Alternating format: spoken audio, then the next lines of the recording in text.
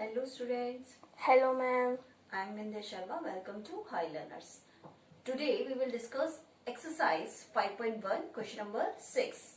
In the given figure 1 and 2, this angle 1 and this angle is 2. 1 and 2 are supplementary.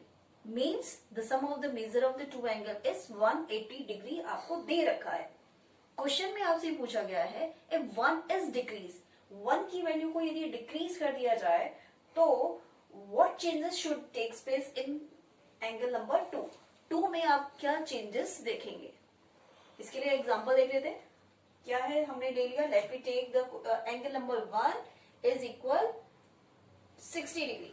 तो अब बताइए angle number 2 की value कितनी होगी? स्टार्टिंग में इन्होंने पहली ही स्टेटमेंट दे रखी है 1 and 2 are supplementary, means 1 and 2 का सम 180 है. अगर एक एंगल की वैल्यू आपको नोन है और 60 है तो दूसरा क्या होगा 180 माइनस 60, तो ये हो जाएगा 120 डिग्री. ओके, तो ये आपकी निकल जाएगी 120. इसमें उन्होंने ये पूछा है इफ 1 इज डिक्रीज. अब हमने 1 की जगह जो एंगल 60 था यदि हम सपोज ऐसे 20 डिक्रीज कर दें, 20 डिक्रीज करने के बाद ये कितना हो जाएगा 40 डिग्री. अगर 40 हमने कर दिया तो बताइए what changes takes place in angle number 2. तो अब आप 60 की जगह आप क्या ले लो मैम 140 डिग्री. 140. अभी आंसर कितना आया था आपका 120. अब देखो हमने जैसे ही 1 को डिक्रीज कर दिया तो 2 में क्या चेंजेस हुआ, वो इंक्रीज हो गया ना. तो आंसर आपका क्लियर है. If 1 is decrease then angle number 2 is increase in a same order. Yes ma'am. अगर आपने उधर 1 को 20 डिक्रीज किया है तो 2 में उतना ही 20 इंक्रीज हो जाएगा. Okay okay ma'am. Okay, forward to question number 7. In question number 7, can two angles be supplementary if both of them are acute, obtuse, right? Means आपको दो एंगल्स है, suppose that two angles acute है, तो question ये पूछा गया है कि क्या टू एक्यूट एंगल्स का सम सप्लीमेंट्री हो सकता है. Supplementary means the sum of the measure of two angle is 180 degree. तो आपको ये चेक करना है क्या टू एक्यूट एंगल्स का measure, the sum of the measure of the two acute angle be 180? Can't be possible. कैसे? क्योंकि acute angle की वैल्यू below than 90 डिग्री होती है. अगर आपने 90 से 1 डिग्री आपने कम भी लिया, सपोज 89, 289 ले लिया हमने, 89 प्लस 89, तो सम कितना आएगा आपका ma'am 178 which is below than 180. तो ये तो पॉसिबल ही नहीं है कि टू एक्यूट एंगल है आपके पास और उनका सम आपका क्या हो जाए 180 डिग्री हो जाए. तो ये पेयर टू एक्यूट एंगल्स का जो पेयर कैन बी सप्लीमेंट्री, तो I can say no. No no. Then next है ऑब्ट्यूज. ऑब्ट्यूज की वैल्यू होती है ग्रेटर टू 90 एंड 180 से बिलो. Yes ma'am. तो क्या टू ऑब्ट्यूज एंगल्स आपके सप्लीमेंट्री हो सकते हैं? No ma'am. Pair of the two obtuse angle be supplementary? No. Why? क्योंकि 90 से अगर आपने 1 डिग्री भी ऊपर ले लिया, सपोज 91 प्लस 91, तो कितना आएगा इसका मेजर 182. इसका आएगा 182. मीन्स 1 डिग्री इंक्रीज करने पर भी इसकी जो वैल्यू 180 नहीं आ रही है. कितनी आ रही है 182. दैट्स व्हाई ये भी सप्लीमेंट्री पेयर नहीं क्रिएट करेगा. देन लास्ट है इसमें राइट. राइट की वैल्यू कितनी होती है जस्ट 90 डिग्री.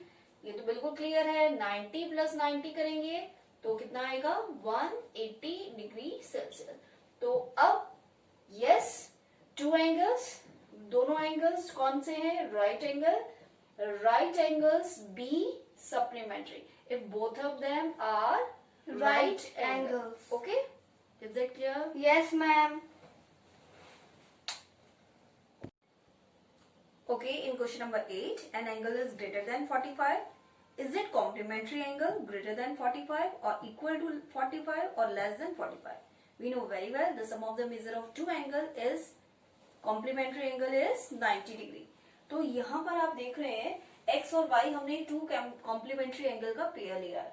इसमें क्वेश्चन क्या पूछा गया है कि अगर उसमें से पेयर्स ऑफ कॉम्प्लीमेंट्री में से अगर एक एंगल की वैल्यू 45 से ज्यादा हो रही है, यानी अबव या ग्रेटर देन 45, तो बताइए कि जो सेकेंड वाला होगा, जो उसका कॉम्प्लीमेंट होगा, वो उसकी वैल्यू क्या वो 45 से ज्यादा है, जस्ट 45 है, या फिर बिलो देन 45 है। तो आपने एक इसके लिए कंसिडर कर लिया, let x is equal to 50।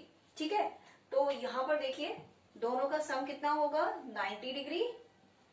एक आपने ले लिया 50 डिग्री, और तो आपको बताना है कि दूसरे की वैल्यू कितनी होगी। तो Ma'am, y 40? आपका होगा 90 माइनस 50, दिस मीन्स 40 डिग्री। इससे बिल्कुल क्लियर हो जाता है, अगर एक 45 से ज्यादा है तो दूसरे की वैल्यू 45 से बिलो होगी। Is that clear? मैम ये भी कर सकता है मैम, 50 प्लस कितना कि वो 90 बन जाए।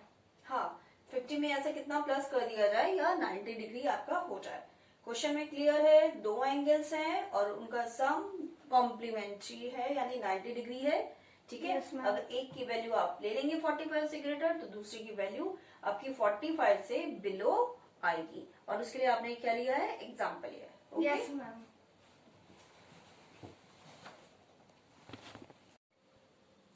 Okay, in question number 9, on the basis of this figure, you have to give the answer of following questions.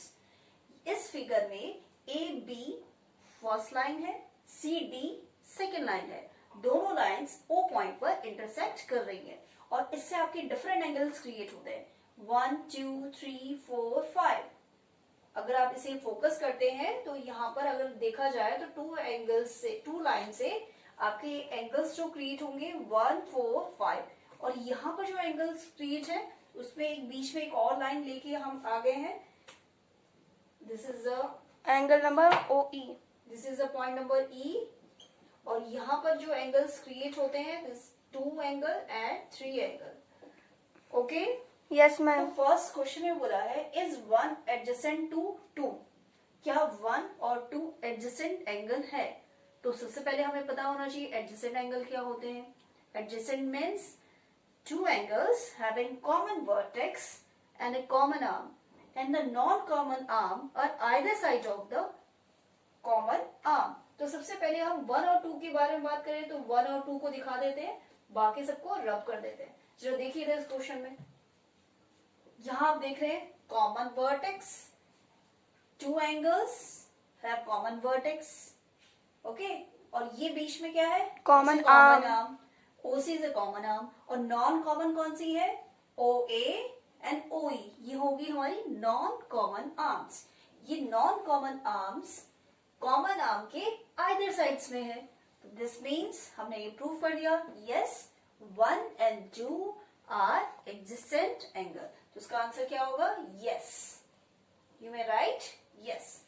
Okay okay ma'am.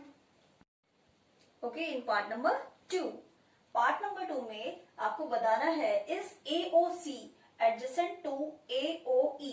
तो सबसे पहले हम देखते हैं AOC कहां पर है, this one AOC, this is the first angle 1 to AOE, AOE।